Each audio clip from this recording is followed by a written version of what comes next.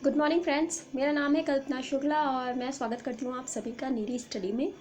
हम शुरुआत करने जा रहे हैं हमारे करंट अफेयर के सेशन की। तो स्टार्ट करते हैं हमारा करंट अफेयर का सेशन। आप सभी जो कुछ भी आपको नोट करने लायक लगता है आप लोग उससे नोट्स ज़रूर कर लीजिए। तो स्टार्ट करते हैं। 23 जून है आज। 23 जून से रिलेटेड जो भी इंपॉर्टेंट क्वेश्चन है डिस्कस करेंगे। तो पहला क्वेश्चन है यहाँ पर, carrier strike group passage exercise Bharat और किस देश के मध्य हो रही है।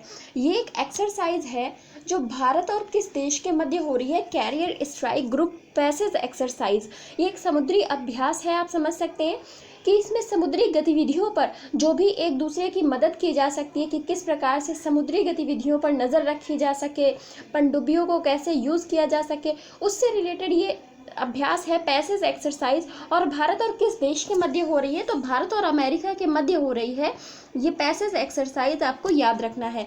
इसके बारे में हम थोड़ा सा जान लेते हैं। जो भारतीय नौसेना के जहाज हैं, भारतीय नौसेना के जहाज कोच्चि और तेग के साथ साथ P-81 और MiG-29 विमान 23 और 24 जून को 2021 को हिंद महासागर के क्षेत्र के माध्यम से अपने पारगमन के दौरान US navy carrier strike group, जिसका नाम है रोनाल्डो रीगन, इसके साथ में एक पैसेज अभ्यास में भाग ले रहे हैं। तो आप देखिए कि भारत की तरफ से कौन कौन भाग ले रहा है। तो इसमें शामिल हैं जहाज, कोच्चि जहाज शामिल है, तेग शामिल है। इसके साथ साथ में जो मतलब आप देख सकते हैं सिर्फ जहाज ही शामिल नहीं है, अब एरोप्लेन आप कह सकते हैं, या आप इनका नाम है कि P-81 और MiG-29 के विमानों को भी शामिल किया गया है। तो ये सभी के सभी हिंद महासागर में अभ्यास करेंगे, तो इनके बारे में आपको याद रखना है। नेक्स्ट क्वेश्चन की तरफ चलते हैं। क्वेश्चन है कि हाल ही में किस संघ शासित प्रदेश ने अपने कानूनी क्षेत्राधिकार को केरल उच्च न्यायालय से कर्नाटक उच्च न्यायालय में स्थानांतरित करने का प्रस्ताव रखा है। अब क्या हुआ है कि यहाँ पर आपने देखा होगा कि काफ़ी समय से लक्षद्वीप में बहुत ही ज़्यादा तनातनी चल रही है। यहाँ पर सरकारें आपस में डिसाइड ही नहीं कर पा रही हैं और बहुत सारी समस्याएं हैं, बहुत सारे केसेस किए गए हैं। तो केरल में वहाँ पर उनकी सुनवाई नहीं हो पा रही है। जैसा कि लक्षद्वीप के लोगों का कहना है, वहाँ की सरकार का कहना है कि केरल में हमारी सुनवाई नहीं हो रही है, इसीलिए आप हमारे न्यायालय को कर्नाटक के न्यायालय में शिफ्ट कर दें। तो लक्षद्वीप का कोई अपना उच्च न्यायालय नहीं है, ये जो है केरल के न्यायालय के साथ में मर्ज्ड है। यहाँ पर इसकी सुनवाई कराई जाती है और यहाँ पर इसकी सुनवाई इसके अनुसार नहीं हो पा रही है, तो ये अपने न्यायालय को कर्नाटक न्यायालय में शिफ्ट कराना चाहता है। तो इसका जो राइट आंसर है वो है लक्षद्वीप। लक्षद्वीप ऐसा कराना चाहता है कि वो अपने न्यायालय को केरल से कर्नाटक शिफ्ट कराना चाहता है। इसके बारे में थोड़ा जान लीजिए आप कि एक उच्च न्यायालय के अधिकार क्षेत्र को केवल संसद के एक अधिनियम के माध्यम से स्थानांतरित किया जा सकता है। मतलब आपने इसने प्रस्ताव जो रखा है वो संसद के समक्ष रखा है, संसद ही जो भी कुछ कर सकती है वो कर सकती है। फिर यहाँ पर इसका कहना है कि अनुच्छेद 241 इसमें कहा गया है, जो अनुच्छेद 241 है इसमें कहा गया है कि संसद कानून द्वारा एक केंद्र शासित प्रदेश के लिए उच्च न्यायालय का गठन कर सकती है या इस संविधान के सभी या किसी भी उद्देश्य के लिए किसी ऐसे क्षेत्र में किसी न्यायालय को उच्च न्यायालय घोषित कर सकती है। तो ये अनुच्छेद 241 में कहा गया है, कानून है संसद में जिसके तहत ये परिवर्तन किया जाएगा अगर ये स्थानांतरित किया जाता है। ना किए जाने की मांग सबसे बड़ी ये है कि लक्षद्वीप की अगर हम बात करें और हम केरल की बात करें, दोनों में मलयालम बोली जाती है। तो पहली बात तो भाषा सेम है। दूसरी बात अगर दूरी की बात करें तो 400 किलोमीटर की दूरी है केरल और लक्षद्वीप के मध्य। तो यहाँ पर इसको 400 किलोमीटर आना पड़ेगा किसी भी न्यायालय के लिए। लेकिन अगर हम बात करें कर्नाटक की, तो कर्नाटक लक्षद्वीप से 1000 किलोमीटर दूर है। तो ये तो बिल्कुल आप ये समझ सकते हैं कि अगर 1000 किलोमीटर दूर पर प्रशासन का कोई भी व्यक्ति जाता है तो प्रशासन के ऊपर उसका खर्च भी पड़ेगा। तो 400 किलोमीटर और 1000 किलोमीटर में बहुत ही अंतर है। तो इसीलिए केरल को इसका उच्च न्यायालय बनाया गया था, लेकिन ये मांग कर रहा है कि हमारा उच्च न्यायालय कर्नाटक उच्च न्यायालय बनाया जाए ताकि हमारी सुनवाई अच्छे से की जा सके, और ये केरल में अपना कोई भी निर्णय अब रखना नहीं चाहता। तो यहाँ पर इनकी अपनी अपनी सोच है। और फिलहाल यहाँ पर देखा जाए जिस हिसाब से बांटा गया था, जिस हिसाब से इसको केरल उच्च न्यायालय दिया गया था, वो आधार जहाँ तक है सही है कि भाषा भी सेम है, दूरी भी बहुत ज़्यादा नहीं है। लेकिन कर्नाटक उच्च न्यायालय में भाषा भी अलग है, कन्नड़ भाषा बोली जाती है और यहाँ पर 1000 किलोमीटर की दूरी भी पड़ती है। तो आगे देखते हैं कि स्थानांतरित किया जाता है या नहीं किया जाता है, लेकिन फिलहाल लक्षद्वीप ने ऐसा प्रस्ताव रखा है। नेक्स्ट क्वेश्चन की तरफ चलते हैं। आपको सही कथन का चयन करना है। पहला कथन है जम्मू कश्मीर में होने वाले विधानसभा चुनाव के लिए सीटों का परिसीमन जरूरी होगा, ऐसा कहा गया है। और दूसरा है कि परिसीमन आयोग के आदेशों को केवल सुप्रीम कोर्ट में ही चुनौती दी जा सकती है। जो इसके परिसीमन आयोग के आदेश होंगे उनको केवल सुप्रीम कोर्ट में ही चुनौती, यहाँ पर आप लिख लीजिएगा, रह गया है, तो यहाँ पर केवल चुनौती दी जा सकती है। नेक्स्ट है कि अनुच्छेद 82 के तहत संसद प्रत्येक जनगणना के बाद एक परिसीमन अधिनियम बनाती है। तो ये कुल 3 कथन है, आपको बताना है कि इसमें से सही कथन कौन सा है। तो अगर हम पहले की बात करें तो अभी हाल ही में यहाँ पर चुनाव कराए जाने की बात चल रही है, सरकारें सब आपस में बैठकर बैठक कर रही हैं। आप देख रहे होंगे इस समय जो मुद्दा केवल और केवल न्यूज़ में छाया हुआ है वो है जम्मू कश्मीर का। कल महबूबा मुफ्ती ने एक बयान दिया था जिसको सुनने के बाद सच में मुझे इतना गुस्सा आया कि मेरा मन कर रहा था कि अगर ये सामने होती तो इन्हें बताती कि मतलब तुम पाकिस्तान क्यों नहीं चली जाती हो, अगर तुम्हें पाकिस्तान से इतना ज़्यादा लगाव है तो जाओ फिर वहीं जा करके रहो, भारत में कौन तुम्हें पूछने के लिए बैठा है। लेकिन इन्होंने पाकिस्तान पे बयान किया कि भाई चुनाव कराए जाना है तो पाकिस्तान से भी पूछ लेना चाहिए। अरे क्यों पाकिस्तान से पूछेंगे हम, पाक अधिकृत कश्मीर हमारे पास है, ठीक है वो अलग चीज़ है, लेकिन हम पाकिस्तान से क्यों सलाह लें, हम अपने मुद्दों को अपने तरह से सुलझा सकते हैं। पर ये महबूबा मुफ्ती जी नहीं समझेंगी ना, क्योंकि पाकिस्तान का खा करके बैठी हुई हैं, तो इनको वहीं भेज देना चाहिए सरकार को कि वहीं जा करके रहो, वो पाक अधिकृत कश्मीर में जाकर के रहें और वहीं से जाके चुनाव लड़े। पाकिस्तान में क्यों नहीं रह रही हैं, क्यों भारत के अधीन है, भारत की नागरिकता छोड़ दें, भारत कल उठा के बाहर फेंक देगा। तो फिलहाल जम्मू कश्मीर में होने वाले विधानसभा चुनाव के लिए सीटों का परिसीमन जरूरी होगा। और पहले ये सीटों का परिसीमन जम्मू कश्मीर स्वयं करता था, लेकिन जब से यहाँ पर 370 की धारा हटी है तो इसका प्रशासन भारत सरकार के हाथ में है और भारत सरकार यहाँ पर अपने हिसाब से कार्य करेगा। दूसरी बात यहाँ पर गलत है, क्योंकि परिसीमन आयोग के जो आदेश हैं उनको कहीं भी चुनौती नहीं दी जा सकती। सर्वोच्च शक्ति के माने गए हैं ये आदेश, तो इसके जो आदेश होंगे उन्हें सर्वोच्च न्यायालय में भी आप कह सकते हैं चुनौती नहीं दी जा सकती, तो वो मान्य होंगे और उन्हें मानना पड़ेगा। तो यहाँ पर ये चीज़ गलत है कि सुप्रीम कोर्ट में चुनौती दी जा सकती है, बल्कि सुप्रीम कोर्ट में भी इसे चुनौती नहीं दी जा सकती। तीसरा कथन बिल्कुल सही है कि अनुच्छेद 82 के तहत संसद प्रत्येक जनगणना के बाद एक परिसीमन अधिनियम बनाती है ताकि पता चल सके कि कितनी सीटें और बढ़ानी है, या जनसंख्या में अगर कमी हुई है तो सीटों का मतलब आधार पर आवंटन किया जा सके। तो पहला और तीसरा कथन इसमें बिल्कुल सही है, जबकि अगर हम देखेंगे दूसरा कथन गलत है। याद रखिएगा कि परिसीमन आयोग के जो भी आदेश होंगे उनको कहीं भी चुनौती नहीं दी जा सकती है। नेक्स्ट क्वेश्चन की तरफ चलते हैं। आपको कथनों पर विचार करना है। यहाँ पर पहला जो कथन है वो है काला सॉफ्ट सेल कछुआ मीठे पानी की प्रजाति है। दूसरा है international union for conservation of nature ने 2021 में कछुए को गंभीर रूप से संकटग्रस्त के रूप में सूचीबद्ध किया है। और तीसरा कथन यहाँ पर कहता है कि इसे भारतीय वन्यजीव अभियान संरक्षण अधिनियम 1972 के तहत कानूनी संरक्षण प्राप्त नहीं है। तो आपको बताना है कि यहाँ पर कौन सा कथन सही हो जाता है। तो यहाँ पर देखेंगे तो तीनों ही कथन बिल्कुल सही हैं। कि ये जो तीसरा कथन हो सकता है आपको यहाँ पे कंफ्यूजन लगाओ कि इसको तो प्राप्त होना चाहिए लेकिन इसे प्राप्त नहीं है। भारतीय वन्यजीव संरक्षण अधिनियम जो 1972 है उसके तहत इसे कानूनी संरक्षण प्राप्त नहीं है। इसके में अगर हम बात करें तो इसे international union for conservation IUCN के 2021 में कछुए को गंभीर रूप से संकटग्रस्त के रूप में रखा गया है। और पहला कथन जो काला सॉफ्ट सेल कछुआ है ये एक मीठे पानी का कछुआ होता है। तो हाल ही में ये बहुत चर्चा में रहा है, इसके बारे में आप जानिए कि चर्चा में क्यों रहा है। तो असम में एक हयग्रीव माधव मंदिर है, इसकी समिति ने 2 हरे NGO असम राज्य चिड़ियाघर सह बॉटनिकल गार्डन, यहाँ पर असम राज्य चिड़ियाघर सह बॉटनिकल गार्डन और कामरूप जिला प्रशासन के साथ दुर्लभ मीठे पानी के काले सॉफ्ट सेल कछुए, जिनका जो वैज्ञानिक नाम है नेल्सोनिया निगरिकन्स है, इनके दीर्घकालिक संरक्षण के लिए एक समझौता ज्ञापन पर हस्ताक्षर किए हैं। तो पहले तो ये ब्रह्मपुत्र नदी में पाए जाते थे, लेकिन फिर धीरे धीरे क्या हुआ, सिमट कर ये सिर्फ तालाबों में रह गए, जो मीठे पानी के तालाब होते हैं सिर्फ उनमें रह गए। और अब स्थिति ऐसी है, जो मंदिरों के तालाब हैं ये सिर्फ वहीं पर पाए जा रहे हैं।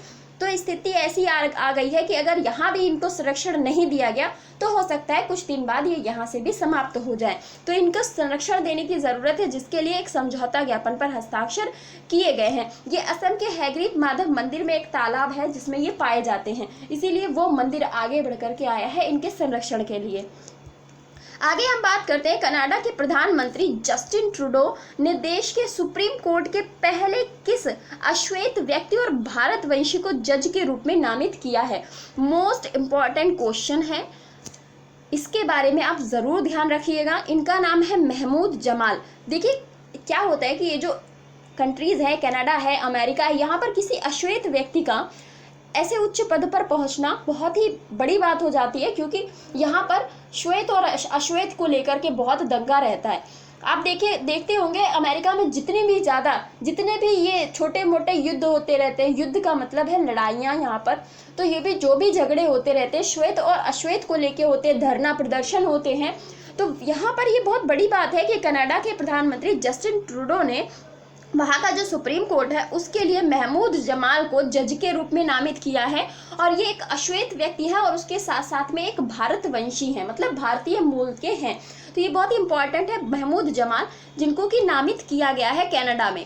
नेक्स्ट क्वेश्चन है हमारे लिए, centre for science and environment द्वारा जारी ईज ऑफ लिविंग इंडेक्स 2020 में किस शहर को भारत के सबसे रहने योग्य शहर के रूप में नामित किया गया है। तो ये ईज ऑफ लिविंग इंडेक्स 2020 जारी की गई है। इसमें भारत का कौन सा शहर है जिसको कि रहने योग्य शहर के रूप में नामित किया गया है, तो ये है बेंगलुरु। बेंगलुरु टॉप पर है। बेंगलुरु को कहा गया है कि ये रहने योग्य सबसे योग्य शहर है। बल्कि अगर देखा जाए और भी सिटीज़ हैं, अच्छी सिटीज़ हैं, पर पता नहीं इस इंडेक्स में बेंगलुरु को टॉप पर रखा गया है। जबकि अगर हम देखें तो बेंगलुरु वो भी शहर है जहाँ पर सबसे ज़्यादा जाम लगती है। आपको अगर आंकड़े याद है तो ये बेंगलुरु वो शहर है जहाँ पर सबसे ज़्यादा जाम भी लगते हैं। यहाँ की सड़कें बहुत ही अजीब टाइप की हैं कि यहाँ पर जाम बहुत जल्दी लग जाती है। तो बेंगलुरु को फिलहाल रहने योग्य शहर के रूप में नामित किया गया है ईज ऑफ लिविंग इंडेक्स के द्वारा, जो कि centre for science and environment द्वारा जारी की जाती है। नेक्स्ट क्वेश्चन की हम बात करते हैं कि हाल ही में किस राज्य सरकार ने 1 वर्षीय पाठ्यक्रम योग विज्ञान को शुरू करने की घोषणा की है। ये 1 वर्षीय योग विज्ञान पाठ्यक्रम में लाने की शुरुआत की है दिल्ली सरकार ने। दिल्ली सरकार ने योग विज्ञान को शुरू करने की 1 वर्षीय पाठ्यक्रम की शुरुआत की है। तो दिल्ली इसका बिल्कुल राइट आंसर हो जाता है, अरविंद केजरीवाल जी के द्वारा। नेक्स्ट क्वेश्चन पर चलते हैं, वैश्विक शांति सूचकांक किस देश को दुनिया का सबसे शांति प्रिय देश घोषित किया गया है। ये ग्लोबल पीस इंडेक्स जारी की गई है। इसमें आपको बताना है वो कौन सा देश है जिसे सबसे ज़्यादा शांत देश घोषित किया गया है। तो ये है आइसलैंड। आइसलैंड इसमें टॉप पर है, लगभग 2008 से ये इसी पर बना हुआ है। तो सबसे शांत देश इसे बताया जाता है कि यहाँ पर कोई लड़ाई दंगा नहीं है, कोई आतंकवादी संगठनों द्वारा किया गया कुछ भी ऐसा काम नहीं है। और जिन देशों में हो रहा है वो शायद खुद चाहते होंगे, पता नहीं ये लोग किस आधार पर इंडेक्स जारी करते हैं। अगर आप इंडेक्स जारी करते हैं तो उसमें कोई सॉल्यूशन जैसी चीज़ भी होनी चाहिए। लेकिन क्या है कि आपने इंडेक्स जारी कर दिया, आपने सामने वाले देश की स्थिति को खराब बता दिया। क्या अफगानिस्तान चाहता है कि उसके यहाँ आतंकवादी संगठन बने रहे? क्या भारत देश चाहता है कि वो अपनी जनता को मारे और वहाँ पर ये आतंकवादी संगठन आकर के जब मर्जी हो बम फोड़कर चले जाएं? ऐसा कोई भी देश नहीं चाहता है। तो शांति हर कोई चाहता है, लेकिन कुछ देश हैं ऐसे जिनके पड़ोसी ही अच्छे नहीं हैं, तो वो क्या कर सकते हैं। तो आइसलैंड फिलहाल यहाँ पर बहुत शांत देश घोषित किया गया है, टॉप पर है ये इस वैश्विक शांति सूचकांक में। ये कुल 163 देशों की इंडेक्स थी, कुल 163 देश इसमें शामिल थे। 15वां इसका संस्करण था। और भारत की अगर हम स्थान की बात करें, भारत को 135वां स्थान प्राप्त हुआ है। मतलब आप देख सकते हैं कि 163 में 135 बहुत अच्छी रैंक तो नहीं है। 2020 में भारत 139वें स्थान पर था, 139th पे था भारत। और अफगानिस्तान को अंतिम पायदान पर रखा गया। मतलब 163वें नंबर पर जो देश है वो है अफगानिस्तान, हमारा पड़ोसी देश। क्योंकि वहां पर भी आतंकवादी संगठन आए दिन कुछ ना कुछ करते ही रहते हैं। तालिबान वहां पर लोगों को जीने ही नहीं देना चाहता है। तो ऐसी सिचुएशन है, बहुत ही क्रिटिकल आप कह सकते हैं। तो यहाँ पर 163 देशों की ये कुल इंडेक्स है। भारत को, आपको इंडेक्स को याद रखना है कि भारत को 135वें स्थान पर रखा गया है। नेक्स्ट क्वेश्चन की तरफ चलते हैं। संयुक्त राष्ट्र की तरफ से जारी ताज़ा रिपोर्ट के अनुसार 2020 में भारत दुनिया में कौन सा सबसे ज़्यादा एफडीआई हासिल करने वाला, कौन से नंबर का देश बन गया है? तो आपको बताना है कि यहाँ पर एक इंडेक्स जारी की गई है संयुक्त राष्ट्र के द्वारा, जिसमें ये बताया गया है कि कौन से देश के पास कितना एफडीआई जाता है। तो इस एफडीआई के मामले में भारत कौन से स्थान पर आ गया है? तो भारत आ गया है 5वें स्थान पर। भारत 5वें स्थान पर वो देश है जहां पर सबसे ज़्यादा एफडीआई आता है। और सिंगापुर सबसे ज़्यादा एफडीआई हमें देता है। तो भारत यहाँ पर 5वें नंबर पर आ गया है, आपको याद रखना है। सिंगापुर का भी याद रखना है कि सिंगापुर से सबसे ज़्यादा एफडीआई आता है। नेक्स्ट क्वेश्चन है कि हाल ही में केंद्र सरकार ने किन 2 सरकारी बैंकों में 51% हिस्सेदारी बेचने की घोषणा की है? तो ये हाल ही में एक रैंक जारी कर, इन्होंने केंद्र सरकार के द्वारा एक ये जारी किया गया है आंकड़ा। इन्होंने कहा है कि ये दोनों सरकारी बैंकें जो हैं 51% अपनी हिस्सेदारी को बेच दें। अब ये दोनों बैंक जो हैं, इनका नाम है सेंट्रल बैंक ऑफ इंडिया और इंडियन ओवरसीज बैंक। आप देख रहे हैं निजीकरण की बात हर जगह चल रही है। जो चीज़ें अच्छी नहीं चल रही हैं उन्हें निजीकरण के माध्यम से अच्छा किया जा सके। मैं मानती हूँ कि निजीकरण में कुछ कमियां भी हैं, लेकिन निजीकरण के कुछ फ़ायदे भी हैं। अगर हम रेलवे की बात करते हैं तो निजीकरण में रेलवे को बहुत ही ज़्यादा फायदे होने वाले हैं। जो चीज़ें रेलवे के पास पैसा नहीं है, पहले रेल बजट अलग से क्यों लाया जाता था? क्योंकि रेलवे का बजट जो होता था वो हमारा जो आम बजट होता था उससे 6-7 गुना ज़्यादा होता था। लेकिन क्या हुआ कि धीरे धीरे करके रेलवे के पास पैसा ही नहीं रह गया। उस स्थिति में क्या हुआ कि उसके विलय को करना मजबूरी पड़ गई। तो इस वजह से रेल बजट को और जो आम बजट है उसको विलय कर दिया गया। जबकि आप पहले देखते होंगे कि रेल मंत्री अलग से होता था। हालांकि रेल मंत्री अभी भी है, लेकिन अब वो किसी के अंतर्गत काम करता है। लेकिन पहले जो रेल मंत्री होता था वो स्वतंत्र होता था और वो अपने हिसाब से उस रेल बजट को रखता था और उस पर काम करता था। लेकिन इसे मर्ज करने की सबसे बड़ी कमी यही थी कि जो भी रेल मंत्री बना उसने जितना ज़्यादा पैसा मिल पाया उतना खाने का प्रयास किया। लालू प्रसाद यादव रेल मंत्री बने, नीतीश कुमार रेल मंत्री बने, तो ममता बनर्जी भी इवन रेल मंत्री बनी है। तो ऐसे नेताओं को जब रेल मंत्री बनाया जाएगा वो अपने क्षेत्र के बारे में सोचेंगे, ना कि संपूर्ण भारत के बारे में। इस वजह से ऐसा किया गया। तो अब ज़रूरत है उन चीज़ों को निजीकरण करने की जो नहीं चल पा रही हैं। कम से कम निजीकरण के माध्यम से वो एक रफ्तार पकड़ेंगी और विकास की ओर बढ़ेंगी। वरना सिचुएशन फिर ऐसी ही चलती रहेगी कि हर कोई पैसा खाएगा और भ्रष्टाचार में आपका कोई भी काम हो ही नहीं पाएगा। तो यहाँ पर सेंट्रल बैंक ऑफ इंडिया और इंडियन ओवरसीज बैंक की 51% हिस्सेदारी बेचने की सरकार ने बात करी है कि इसको अपनी 51% हिस्सेदारी बेचनी चाहिए। नेक्स्ट क्वेश्चन है, भारत और किस देश ने हाल ही में हाइड्रोजन टास्क फोर्स ये लॉन्च की है? तो भारत और अमेरिका ने मिलकर के हाइड्रोजन टास्क फोर्स लॉन्च की गई है। हाइड्रोजन को हम भविष्य के ईंधन के रूप में देखते हैं। ब्रह्मांड में पाया जाने वाला सबसे ज़्यादा पदार्थ हाइड्रोजन ही है। तो इसको भविष्य का ईंधन भी कहा जाता है कि भविष्य में अगर कुछ भी नहीं बचा तो हम हाइड्रोजन का यूज़ कर सकते हैं। तो इस पर लगातार कार्य किया जा रहा है ताकि ये जो रिसोर्सेज खत्म हो रहे हैं इनकी जगह पर नए रिसोर्सेज का यूज़ शुरू किया जा सके। तो हाइड्रोजन टास्क फोर्स जो है भारत और अमेरिका ने मिलकर के इसको लॉन्च किया है। तो ये था हमारा आज का सेशन आपको कैसा लगा प्लीज़ ज़रूर बता दीजिएगा और वीडियो को लाइक और शेयर ज़रूर कर दीजिएगा। Thank you so much.